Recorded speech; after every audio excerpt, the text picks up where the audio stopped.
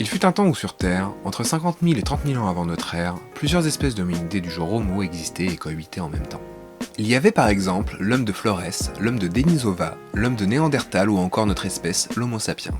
Toutes ces espèces se sont éteintes, sauf une, la nôtre. Aujourd'hui, nous nous focalisons sur l'homme de Néandertal en tentant d'expliquer comment ce dernier a disparu.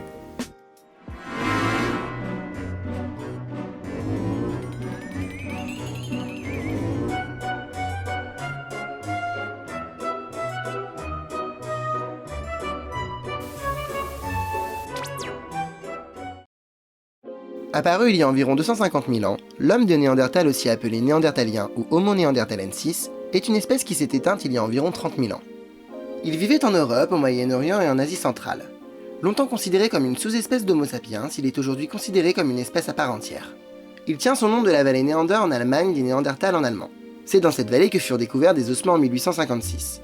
D'autres ossements avaient été découverts avant ça, mais c'est vraiment à partir de cette date que l'on se mit à parler d'une nouvelle espèce. Bien que nous ressemblant énormément, l'homme de Néandertal était différent. Omnivore tout comme nous, il était particulièrement bien adapté à un environnement froid puisqu'il était plus robuste, plus lourd et plus trapu qu'Homo sapiens. La forme de son crâne était aussi bien différente, il était étiré vers l'arrière et il était aussi plus gros d'environ 15%. Il avait un front fuyant, des bourrelets sus-orbitaires et une face prognate, c'est-à-dire qu'il avait une mâchoire avancée.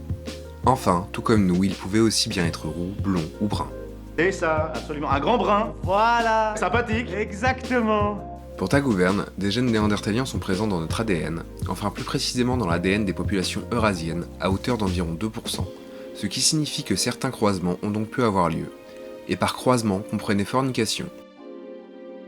Pendant longtemps, Néandertal était considéré comme un ancêtre violent et stupide. Pourtant, leur comportement et leur vie quotidienne étaient très similaires à celui d'Homo sapiens de l'époque.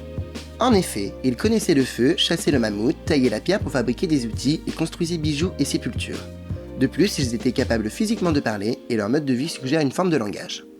D'ailleurs, de nouvelles recherches ont montré qu'ils avaient un langage sans doute aussi complexe que le nôtre, et peut-être même que nous aurions pu communiquer directement avec eux. Le langage serait donc une faculté plus ancienne qu'on ne le pensait. Pour ceux qui voudraient en savoir plus, je vous mets les liens dans la description. Quand nos ancêtres Homo sapiens ont migré vers l'Europe, celle-ci était déjà peuplée depuis bien longtemps par l'homme de Néandertal. Pourtant, quelques milliers d'années plus tard, il avait complètement disparu, profitant à Homo sapiens.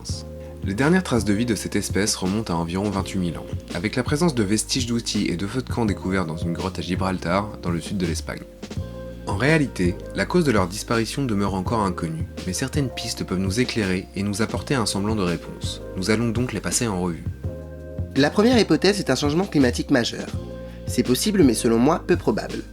En effet, l'homme de Néandertal a vécu pendant au moins 200 000 ans et a connu plusieurs glaciations, et malgré tous ces changements, l'espèce ne s'était jamais éteinte.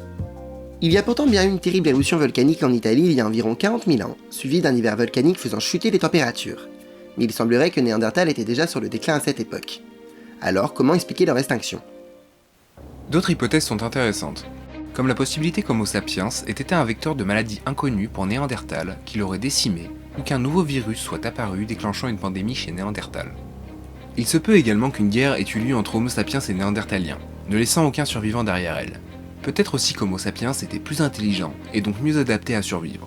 C'est plus gay. Non, c'est plus gay. On sait aujourd'hui que non. C'est une toute autre piste que celle que je viens de vous citer qui me semble en réalité la plus plausible. Au début de la vidéo, je vous ai rapidement parlé du fait que nous avions copulé avec Néandertal. Eh bien, ce sont ces relations sexuelles qui ont sans doute mis fin à leur espèce. Moi, si je devais résumer ma vie aujourd'hui avec vous, je dirais que c'est d'abord des rencontres. Car qui dit relations sexuelles sans protection, vous vous en doutez, dit enfant, et plus précisément dans ce cas dit hybride. Il semblerait donc que l'homme de Néandertal, qui était moins nombreux que Sapiens, se soit tout bonnement fait absorber par ce dernier. Des hybridations entre les deux espèces auraient ainsi eu lieu, tournant à l'avantage d'Homo sapiens. De plus, d'après certains scientifiques, les hybrides entre hommes néandertaliens et femmes sapiens auraient été stériles, l'inverse n'étant pas vrai. Tous ces événements menèrent donc à la disparition de Néandertal et de ses hybrides au profit de Sapiens et de ses hybrides Sapiens. Les biologistes appellent ça l'extinction par hybridation. Cela expliquerait d'ailleurs le pourcentage de gènes néandertaliens dans notre ADN. Finalement, c'est plutôt rassurant de se dire qu'ils n'ont pas vraiment disparu, mais qu'ils font partie de notre patrimoine génétique. Pour finir, bien qu'il reste encore beaucoup de zones d'ombre sur leur disparition, et qu'en fin de compte rien n'est jamais vraiment sûr lorsque l'on parle d'une époque aussi lointaine, l'hybridation avec notre espèce reste bien la meilleure explication à leur extinction. Je vous laisse bien sûr vous faire votre propre avis. Si vous souhaitez une vidéo sur une autre espèce d'hominidé du genre Homo qui peuplait jadis notre planète, dites-le nous par commentaire, on s'en fera un plaisir. Cet épisode est maintenant terminé, on espère qu'il t'aura plu, n'hésite d'ailleurs pas à nous donner ton opinion par commentaire, on serait ravis de débattre. Nos réseaux sociaux sont en description ainsi que toutes les sources qui m'ont servi pour cette vidéo, et comme d'habitude, si le cœur t'en dit, abonne-toi, laisse un pouce bleu, ça motive vraiment, et on se retrouve très vite.